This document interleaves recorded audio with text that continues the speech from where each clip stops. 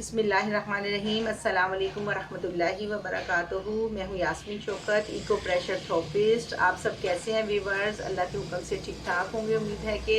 और मैं भी अल्लाह का शुक्र है कि ठीक हूँ, खैरियत से हूँ। और आपका बहुत बहुत शुक्रगुजार हूँ कि आपने मेरी वीडियोस को लाइक करते हैं, शेयर करते हैं और उस पर कमेंट्स वगैरह भी आप बहुत आ रहे हैं आजकल।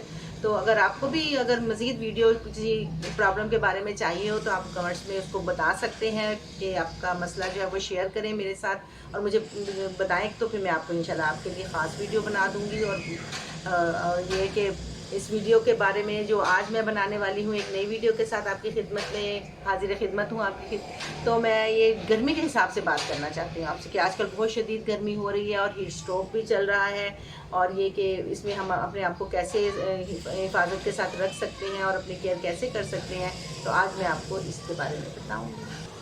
तो ये हीट स्ट्रोक के हवाले से मैं आपको कुछ एहतियाती तदाबीर पहले बता देती हूँ कि शदीद गर्मी में घर से बाहर निकलना मुनासिब नहीं है। ठंडे टाइम में बाहर निकलें अगर ज़रूरी काम हो।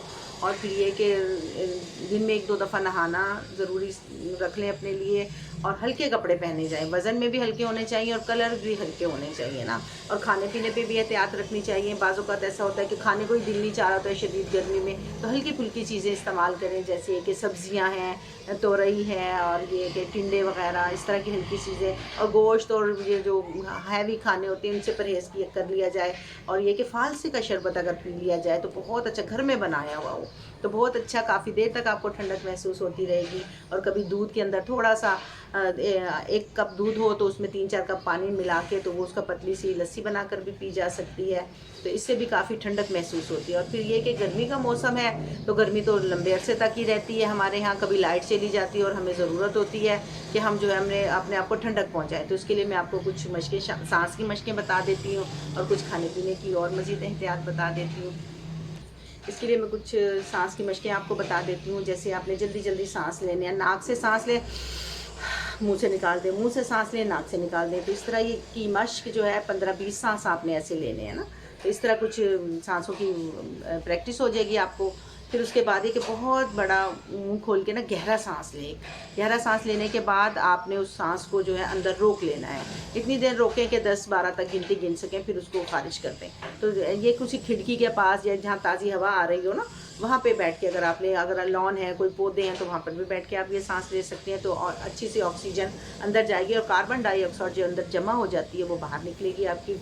तो रोकने से ना, सांस को रोकने की बात सांस की मशकों के हवाले से मैं आपको ये बताऊंगी कि पहले भी शायद मैंने आपको गर्म और ठंडे सांसों की लॉजिक बताई हुई है कि हमारे ऑक्सीजन के अंदर सूरज की गर्मी भी होती है और चाँद की ठंडक भी होती है। और इस वक्त हमें सिर्फ़ और सिर्फ वैसे तो हम ले ही रहे हैं नॉर्मल दोनों नथनों से, दोनों सूरज की गर्मी भी और चाँद की ठंडक भी, लेकिन हमें गर्मी जिस वक्त हो रही है और हम चाह रहे हैं कि ठंडक अंदर है, तो आपको सिर्फ जो है बाएं नथने से सांस लेना है।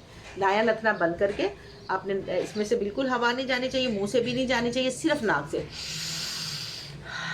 सिर्फ एक नाक से सांस लेनी है और मुंह से खारिज करें, नथना भी छोड़ दें, नाक से भी निकल जाए। तो इस तरह की 10-12 सांसें आपने लेनी है, बस उसके बाद छोड़ दें। फिर आपको याद आ जाए 1 घंटे बाद, 2 घंटे बाद, तो दोबारा ये जितनी 3 बार करें दिन में, 4 बार कर लें या जितनी बार भी कर लें उतनी ठंडक। और बाकायदा ऐसे मैं तो अपनी फीलिंग बताती हूँ, ऐसा महसूस होता है कि हल्की सी ठंडक जो है हमारी अंदर भी है और बाहर से भी ऐसे लगता है कि हवा आ गई है स्पेशल हमें ठंडा करने के लिए।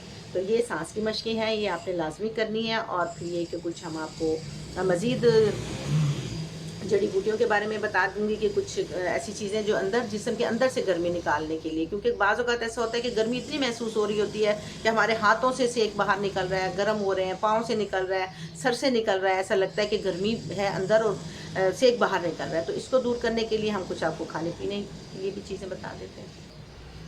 तो मैं आपको बताना चाह रही हूँ कि मिट्टी जो है वो भी हमारी फितरत के लिए बहुत करीब तरीन होती है। तो मिट्टी का अगर आप एक मटका रख लें और मिट्टी का गिलास रख लें तो उसमें पानी पिए तो भी ये ज़्यादा फ़ायदेमंद होगा। और उसी मिट्टी के प्याले में या गिलास में आपने 15 अदद काली मिर्चें और 2 चम्मच मिश्री के भिगो कर रख देने हैं रात को, और सुबह उठकर निहार मुँह उसको ब्लेंड करके तो फिर उसको पी लेना है ना। यानी कि काली मिर्चें भी और वो अंदर से आपकी गर्मी को निकालेंगे, बाहर निकालेंगे ना। तो ये एक ये चीज़ है। और दूसरा ये कि खाने पीने को भी बाज़ों का दिल नहीं चाह रहा होता ना, कि हमारा मैदा ऐसे लगता है कि बंदा कुछ खाने को, तो उसमें ये कि हड़ जो है, हड़ पीसी भी हो तो उसका जो पाउडर है 1 चम्मच वो और आधी चमची आपने मिश्री पीस कर रखी हुई है अलग से, तो 1 चम्मच हल्का लेकर पानी के साथ ऊपर से मिश्री, क्योंकि वो कड़वी होती है ना, तो ऊपर से थोड़ी सी मिश्री भी ले लेंगे, मिश्री वैसे ही ठंडी होती है, तो वो उसका इस्तेमाल कर सकते हैं। तो इससे ये कि हमारा मैदा भी काफ़ी फ्रेश हो जाएगा, साफ़ हो जाएगा, और जो घुटन महसूस होती है हमें कि मैदा जमा जमा सा महसूस होता है कि भारी हो रहा है, तो इसका वरम वगैरह भी उतरेगा, तो हार्ड भी इस्तेमाल कर सकते हैं।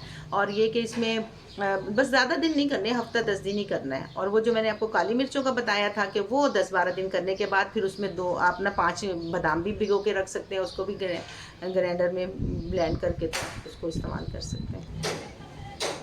इन दोनों टोटकों में से कोई एक टोटका आप इस्तेमाल कर सकते हैं 10-15 दिन तक के लिए, और उसके बाद ये कि इंशाल्लाह मसले ही हल हो जाएंगे सारे। और जो पॉइंट मैंने आपको बताए हैं, सांस की मशकें बताई हैं, इंशाल्लाह इसको करते रहेंगे तो गर्मी से हम मुकाबला कर सकेंगे। गर्मी तो है, ये मौसम भी हमें बर्दाश्त ही करना होता है, तो इसके लिए हम ज़हनी तौर पे तैयार भी रहेंगे, तो इंशाल्लाह इसके कोई नुकसानात हमें नहीं होंगे। उम्मीद है कि आपको मेरी ये वीडियो पसंद आई होगी। इसको ज़रूर लाइक और सब्सक्राइब भी करिएगा, और इसको दूसरों तक शेयर करिएगा। तो इंशाल्लाह फिर एक नई वीडियो के साथ आपकी खिदमत में हाजिर होंगे। जब तक के लिए अल्लाह हाफिज़, अपना बहुत ख्याल रखिएगा।